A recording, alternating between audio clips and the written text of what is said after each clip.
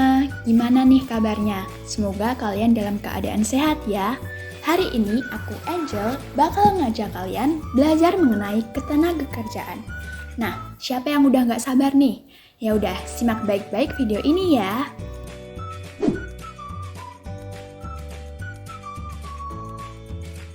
Sebelum itu, apa sih yang kalian pikirin tentang ketenagakerjaan? Pekerjaan, kerja, atau apa? Ya udah, aku bakal jelasin ke kalian apa itu ketenagakerjaan. Sebelum kita bahas ketenagakerjaan, kita bahas dulu konsep ketenagakerjaan. Konsep ketenagakerjaan terdiri dari ketenagakerjaan, tenaga kerja, angkatan kerja, dan kesempatan kerja. Kalau kalian lihat gambar di belakang, kalian akan melihat jenis-jenis pekerjaan. Tapi, apa sih hubungan mereka dengan ketenagakerjaan? Kita bahas bareng-bareng yuk.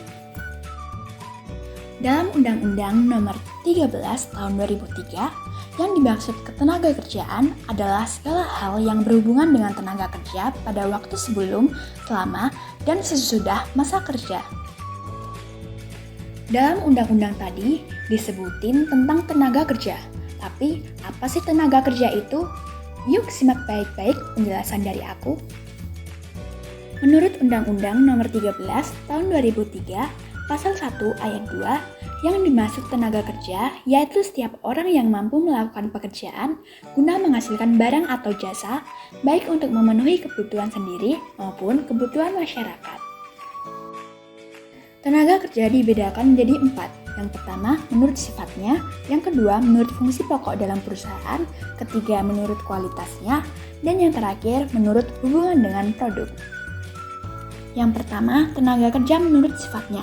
Tenaga kerja menurut sifatnya dibagi menjadi 2, yaitu tenaga kerja rohaniah dan tenaga kerja jasmaniah. Kalau kalian lihat video di belakang merupakan hakim yang sedang memimpin jalannya persidangan. Nah, hakim merupakan contoh tenaga kerja rohaniah. Nah, tenaga kerja rohaniah adalah tenaga kerja yang dalam pekerjaannya lebih banyak menggunakan proses pemikiran, gagasan, dan juga ide. Di sini ada beberapa contoh dari tenaga kerja rohaniah lainnya.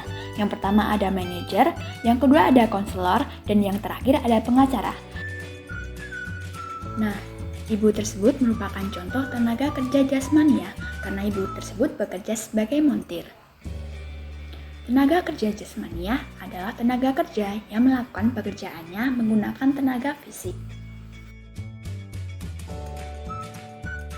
Berikut merupakan beberapa contoh tenaga kerja jasmaniah.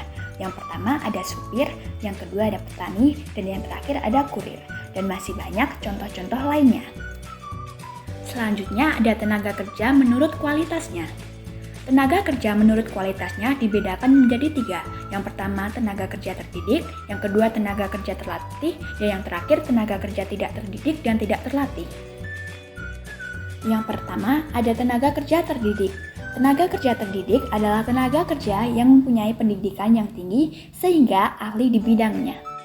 Berikut merupakan contoh tenaga kerja terdidik. Yang pertama ada guru, yang kedua ada arsitek, yang ketiga ada dokter, dan yang terakhir ada perawat, dan masih banyak contoh-contoh lainnya. Yang berikutnya ada tenaga kerja terlatih. Tenaga kerja terlatih adalah tenaga kerja yang memiliki keahlian dalam bidang tertentu karena pengalaman kerja. Berikutnya ada contoh tenaga kerja terlatih. Di sini ada supir, yang kedua ada montir, yang ketiga ada penjahit, dan yang terakhir ada tukang cukur, dan masih banyak contoh-contoh lainnya. Berikutnya ada tenaga kerja tidak terdidik dan tidak terlatih. Tenaga kerja tidak terdidik dan tidak terlatih adalah tenaga kerja yang tidak memerlukan pendidikan atau pelatihan tertentu untuk melakukan pekerjaannya. Berikutnya ada contoh tenaga kerja tidak terdidik dan tidak terlatih. Yang pertama ada buruh, yang kedua ada kuli panggul, yang ketiga ada penjaga toko, dan yang terakhir ada tukang sapu. dan masih banyak contoh-contoh lainnya. Berikutnya kita akan membahas tenaga kerja menurut fungsi pokok dalam perusahaan. Tenaga kerja tersebut dibagi menjadi 3. Yang pertama tenaga kerja bagian produksi, tenaga kerja bagian pemasaran, dan yang terakhir tenaga kerja umum dan administrasi. Berikutnya kita akan membahas tenaga kerja menurut hubungan dengan produk. Tenaga kerja tersebut dibagi menjadi 2. Yang pertama, ada tenaga kerja langsung, yaitu tenaga kerja yang terlibat langsung pada proses produksi. Dan yang kedua, ada tenaga kerja tidak langsung, atau tenaga kerja yang tidak terlibat langsung pada proses produksi. Kemudian, kita akan membahas tentang angkatan kerja. Angkatan kerja adalah penduduk dalam usia kerja, yaitu 15 tahun ke atas, baik yang bekerja maupun yang tidak bekerja. Berikutnya, kita akan membahas tentang kesempatan kerja.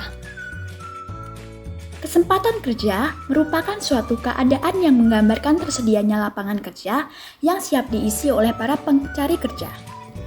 Di Indonesia, kesempatan kerja dijamin dalam Pasal 27 Ayat 2 Undang-Undang Dasar 1945 yang berbunyi, tiap-tiap warga negara berhak atas pekerjaan dan penghidupan yang layak.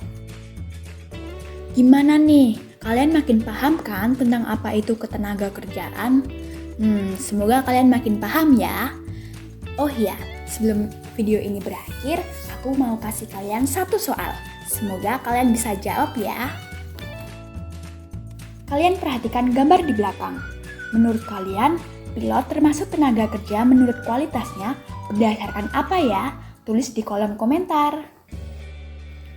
Nah, sekian dulu teman-teman pembelajaran pada hari ini. Semoga ilmu yang aku ajarin bisa kalian ingat-ingat terus ya. Sekian dulu teman-teman, sampai jumpa di video-video berikutnya. Dadah!